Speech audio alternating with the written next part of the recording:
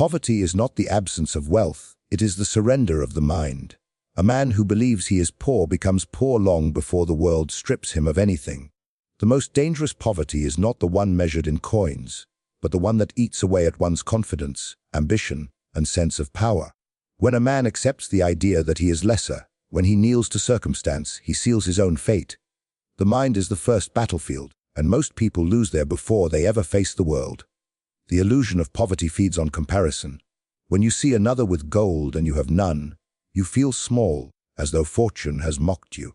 But that feeling is a choice, a quiet agreement that your worth depends on another's possessions. In truth, possessions only amplify what a man already is. A weak man with wealth becomes a coward afraid to lose it. A strong man without it becomes dangerous, for he has nothing to guard and everything to gain. If you think of yourself as poor, you have already built your own chains. Power begins in perception. Those who rule understand that appearances shape destiny. They project confidence even when their hands are empty. They command loyalty even when their coffers are thin. People follow strength, and strength is a performance long before it is a reality. When you carry yourself as if you lack nothing, you invite opportunities, allies, and influence. The world bends to those who refuse to appear desperate.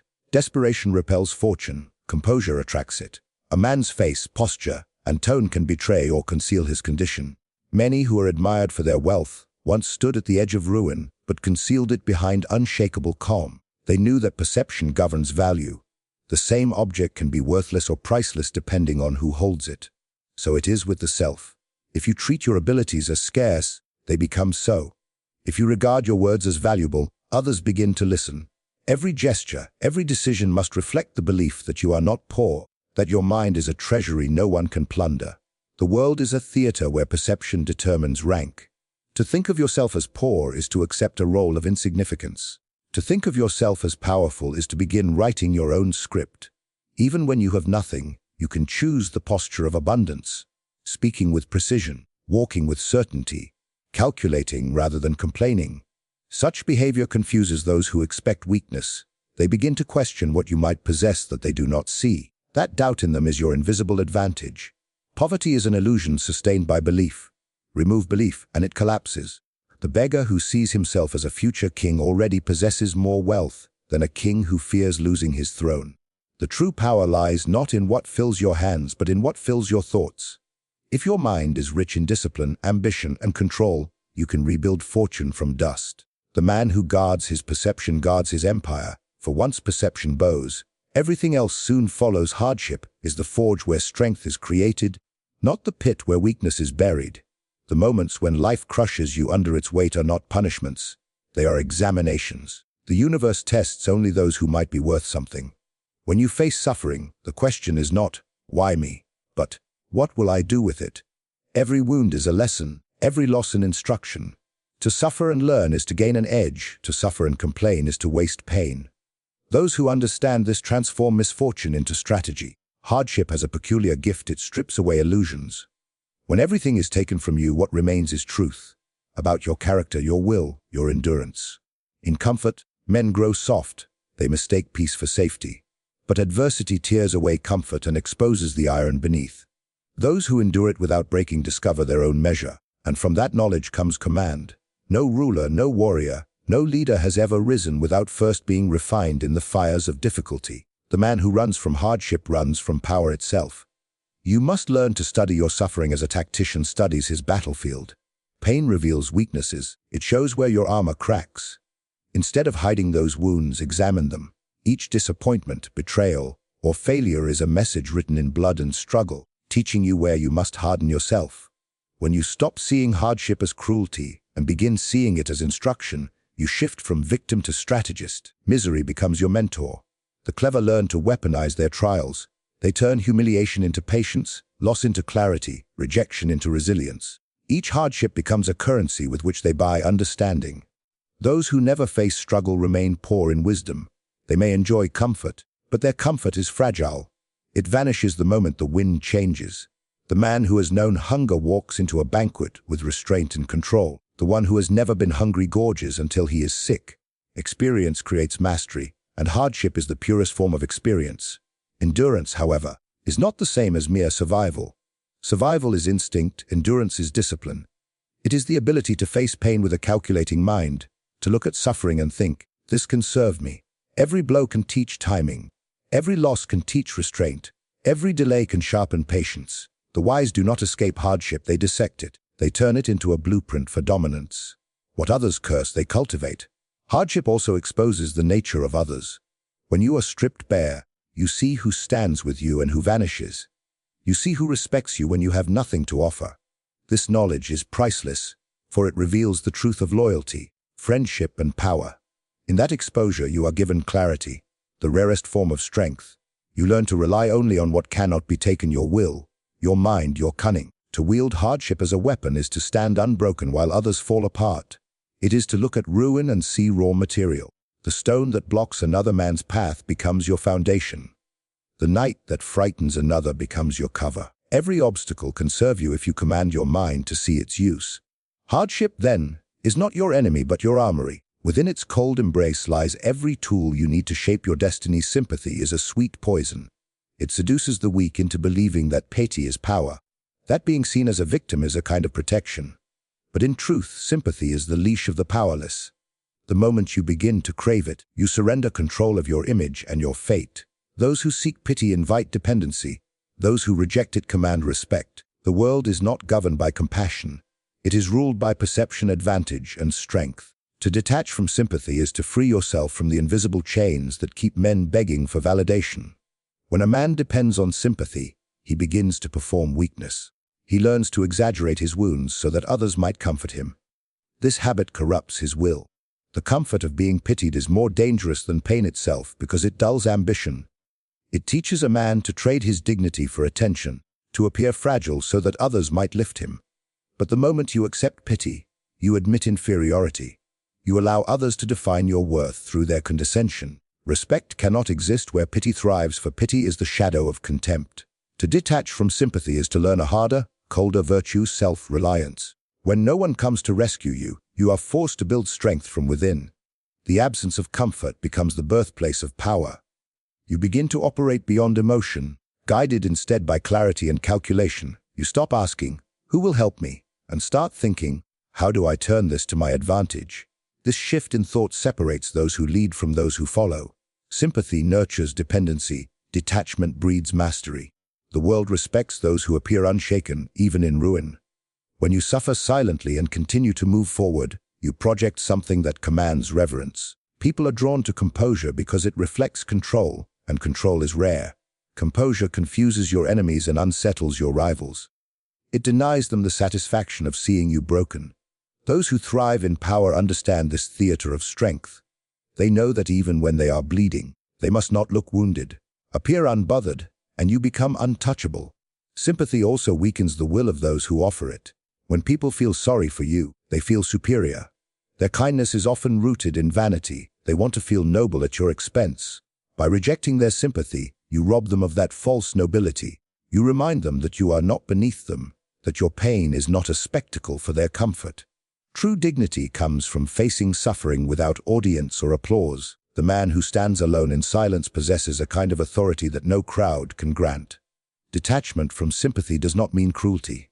It means clarity. It means recognizing that emotion, though natural, can be manipulated.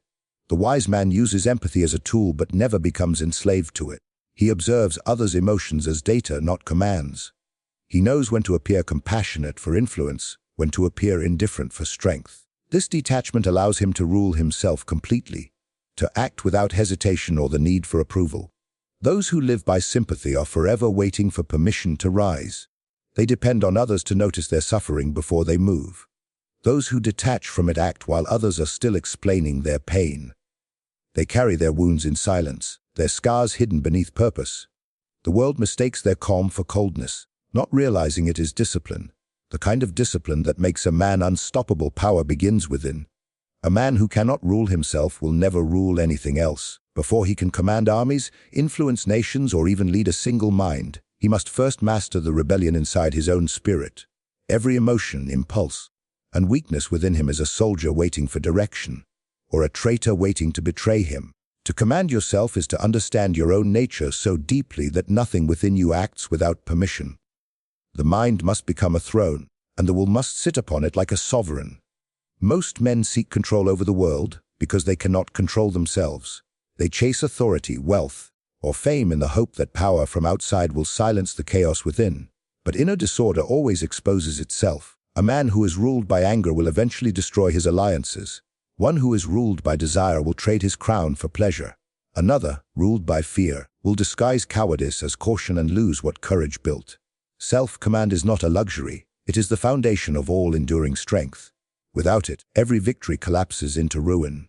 To command yourself requires the discipline to observe without reacting. The world constantly provokes. People insult, events frustrate, fortunes change. But the ruler within does not flinch. He measures his words, restrains his impulses, and decides with precision. Emotion is a tool, not a master. When you control your emotions, they serve your will like obedient soldiers. When they control you, they drag you into battles of your own making. The man who remains calm under pressure appears almost superhuman, but his secret is not divinity. It is discipline. Discipline is the quiet art of choosing direction over desire. It means rising when comfort whispers, acting when doubt argues, and continuing when fatigue seduces. Those who possess discipline appear invincible not because they never feel weakness, but because they refuse to obey it. The weak man looks for motivation. The strong man acts without needing it. His movements are deliberate, his thoughts sharpened by routine. Each day becomes a campaign to strengthen his will, and each victory, no matter how small, increases his dominion over himself. Commanding yourself also means mastering the mind's illusions. Pride, vanity, and envy are thieves disguised as allies. They promise glory but drain judgment. The man who commands himself learns to silence these deceivers. He knows when to appear humble for strategy, when to withhold praise to test loyalty, when to retreat to advance later. He understands that the greatest victories are often invisible. The moments when he resists speaking in anger, when he hides his intent, when he acts without revealing his plan. Self-mastery is not loud, it is silent and deliberate. To lead others, one must first be unshakable in solitude. If you depend on admiration or validation to feel powerful, then your authority is borrowed, not earned. The true leader stands centered even when alone, because his compass is internal. He does not drift with approval or collapse under criticism. Others follow him not out of affection, but because they sense that his will cannot be bent. Such strength is magnetic. It commands without asking. Every empire that endures mirrors the discipline of its builder. A kingdom ruled by a mind in chaos cannot last. Likewise, a life ruled by unchecked emotion collapses under its own weight. To command yourself is to become your own fortress, unshaken by praise, unmoved by insult, unbroken by loss. When your inner kingdom stands firm, no outer storm can overthrow it. The most enduring power is often unseen. The man who rules openly becomes a target. The man who influences from the shadows becomes a force that cannot be struck. Influence is the highest form of control because it moves others without their awareness. To command without appearing to command is to possess the art of quiet dominance. The wise understand that visibility brings vulnerability. The more the world sees your hand, the easier it becomes for others to predict your moves. But when you move in silence, your reach extends beyond what eyes can follow. Building influence begins not with loud declarations but with observation.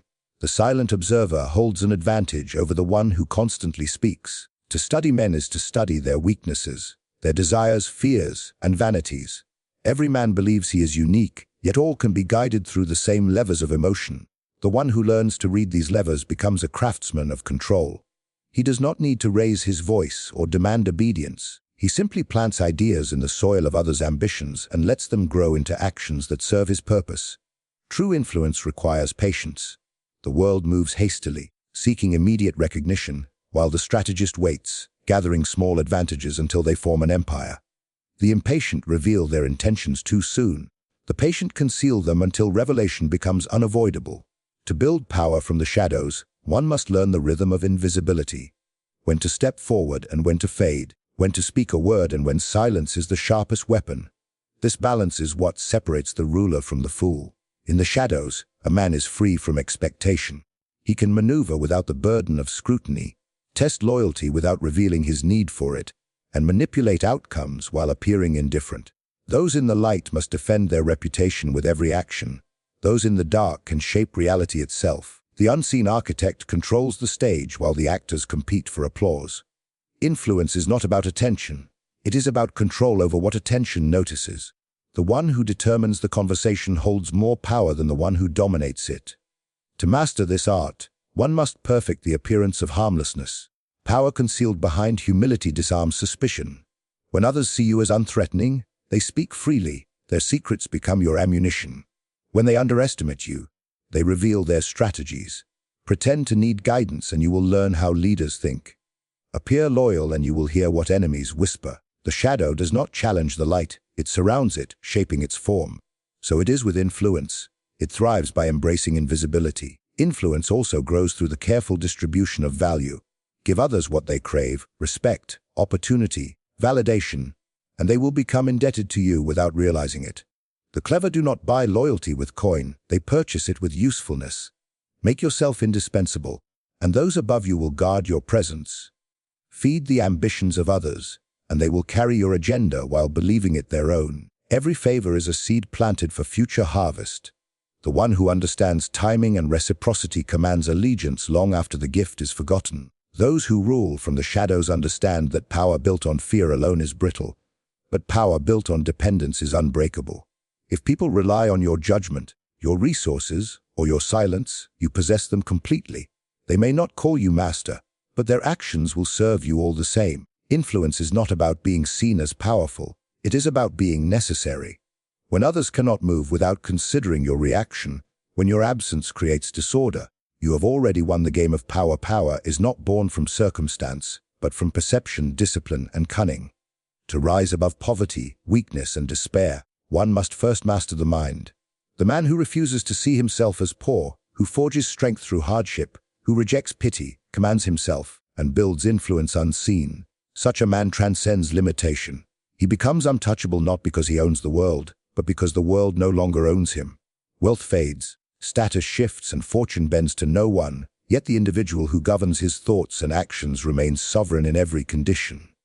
The path to mastery is not gentle. It demands detachment from comfort, the courage to stand alone, and the patience to move unseen. But once the mind is conquered, no chain can bind it, and no loss can diminish it. Every defeat becomes instruction, every silence becomes strategy, and every hardship becomes a weapon. Power, then, is not something to be seized. It is something to be become. The one who understands this truth will never think himself poor, even when he possesses nothing, for within him resides the inexhaustible wealth of control.